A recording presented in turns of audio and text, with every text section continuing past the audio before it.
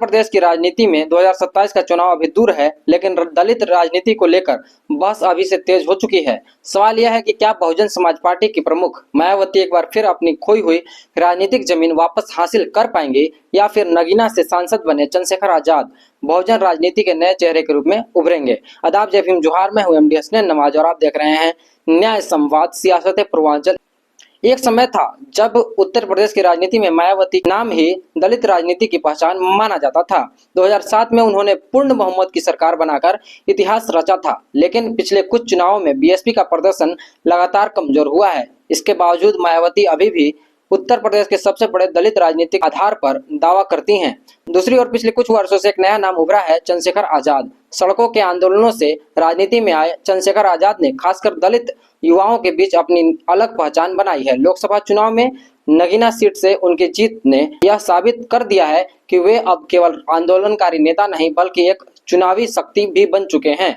लेकिन असली लड़ाई यहीं से शुरू होती है। मायावती के पास मजबूत संगठन, बूथ स्तर का नेटवर्क और वर्षों से बना हुआ वोट बैंक है। वहीं चंद्रशेखर आजाद के पास युवाओं का उत्साह, आक्रामक राजनीति और सोशल मीडिया पर मजबूत पकड़ है।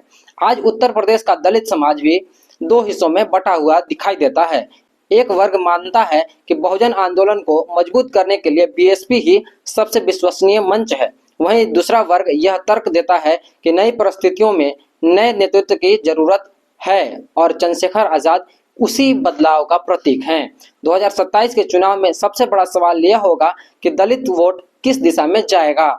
यदि बीएसपी अपना पारंपरिक वोट बैंक बचाने में सफल रहती है तो मायावती एक बार फिर उत्तर प्रदेश की राजनीति में निर्णायक भूमिका निभा सकती हैं। लेकिन अगर दलित युवाओं का बड़ा हिस्सा चंद्रशेखर आजाद की ओर जाता है तो बहुजन राजनीति का केंद्र बदल सकता है। यही नहीं, इस लड़ाई का असर केवल बीएसपी और आजाद समाज पार्टी तक सीमित नहीं रहेगा। इसका सीधा प्रभाव समाजवादी पार्टी और भाजपा दोनों पर पड़ सकता है, क्योंकि उत्तर प्रदेश की कई सीटों पर दलित वोट चुनाव का परिणाम तय करने की क्षमता रखता है। दिलचस्प बात यह है कि आज मायावती और चंद्रशेखर आजाद दोनों खुद को बहुजन राजनीति का प्रतिनिधि बताते हैं, लेकिन दोनों की राजनीति की शैली बिल्कुल अलग है।